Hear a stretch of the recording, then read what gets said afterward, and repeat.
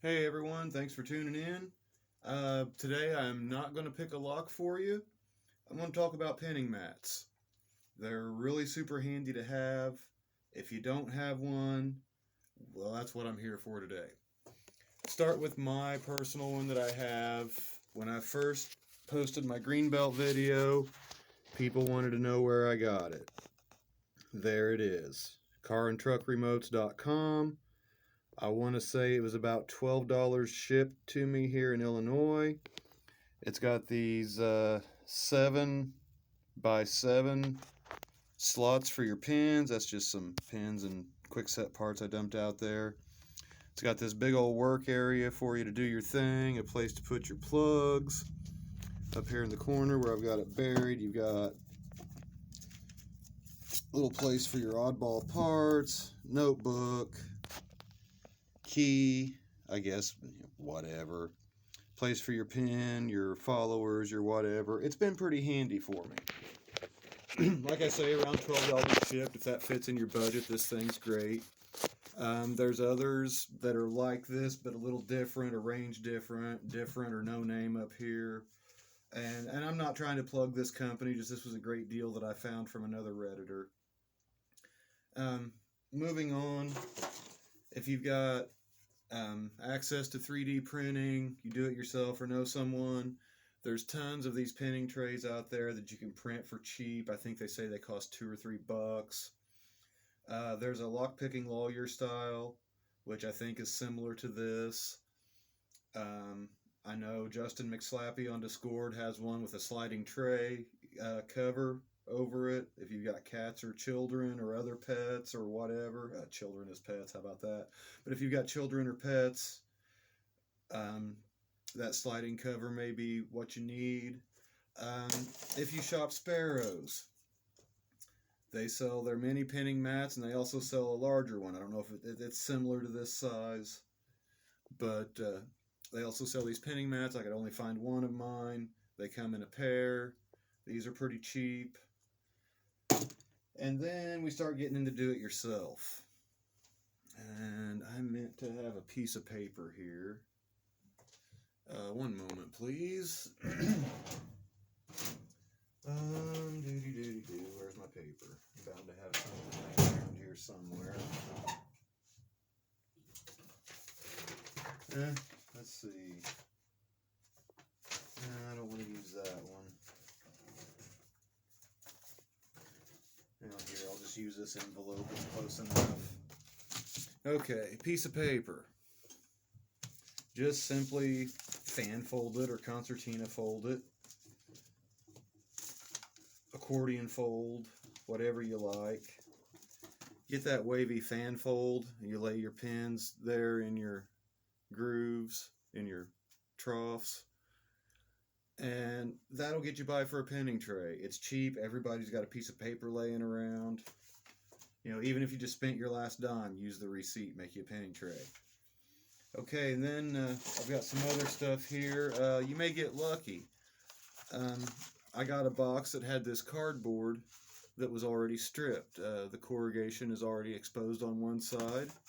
And again, you just lay your pins right in the little slots, the little grooves, and you're good to go. Now we're going to get in depth. We're going to actually make something decent out of cardboard. If you can find it, get this double layered cardboard. My lighting's not very good. Can you see how that's double layered there? There's a layer of corrugation on the top and then a piece of paper, another layer of corrugation on the bottom with the paper cover on each side. That's good and thick and heavy. And that would pay off for what I'm about to show you, where I cut up this piece of cardboard. Okay, if you paid any attention to cardboard, the lighting's probably not going to help me much. Okay, yeah, you can see the vertical lines. That corresponds, let's see, the lines I believe correspond to where the corrugated section is affixed to the face you're looking at.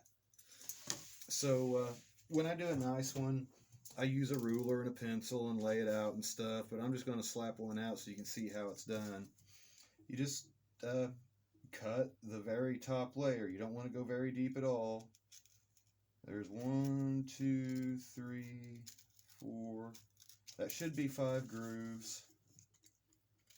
Then I'll cut a long one. And I'll come over here and cut the other end, or side, I guess. And then connect my cuts. See, that's barely in frame, isn't it? There we go. So now I've cut roughly a square in it. And I just, as much as possible, I tried to just hit this top layer of paper. Because you can always cut a little deeper. It's hard to go back and make a shallower cut than one you've already made. Now you just take your knife and you get it started. Peel the top layer off and kind of clean up this fuzz a little bit. And of course I'd do a better job, but there's 1, 2, 3, 4, 5 slots, and you can make that as big or as little as you want. I've got one more to show you after I do this one. If you want to make something like this vinyl mat that I've got, you can make a work surface by cutting the top 2 layers. This gets a little advanced. Cut the top 2 layers out and leave just the bottom layer. That's why I recommended this double layered cardboard that I showed, because when I peel out these 2 layers, if you know anything about cardboard, the only thing that's left is its paper backing. In that case, what I did was I cut some cardstock. In my case, I cut it out of a Little Debbie box, snack cakes, but cereal box or hamburger helper box or whatever works. Cut a little piece of card that's thicker than this paper, but it's still relatively thin. And of course, do a nicer job than I'm doing here. I just want to slap one out so you can see what's going on. You can peel the second layer off and get down to the bottom layer. And then when you get all of that out, if you made it a decent size, you'll have a work area kind of like this spot here. Just a little place you can dump your parts out and not have them roll all over the place. And get them sorted into your pin area. There, that's not a bad example.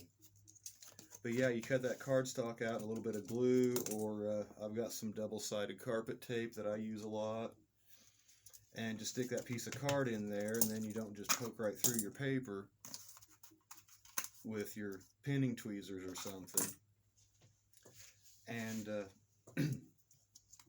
ruin your work while you're working it. Dump all your parts out in your lap or whatever. But what I want to finish up with is this little gadget that I've talked about on Discord, I don't know, a week or so ago. I was talking about what I call the code book that would hold your key and your key pins in order. And this doesn't hold the key. Oh, I didn't mean to have parts in that, but that's not even the one I want. Where is the one I want? Oh, there it is. Anyway, for progressive pinning, I made this for a Medico, and I'll explain that in a minute. For progressive pinning, I have cut out the pin slots like I showed a minute ago, and then I cut on both sides, and that'll hold the sidebar. It's too thick to hold in just one layer. And then I cut out, I think it was 1 rib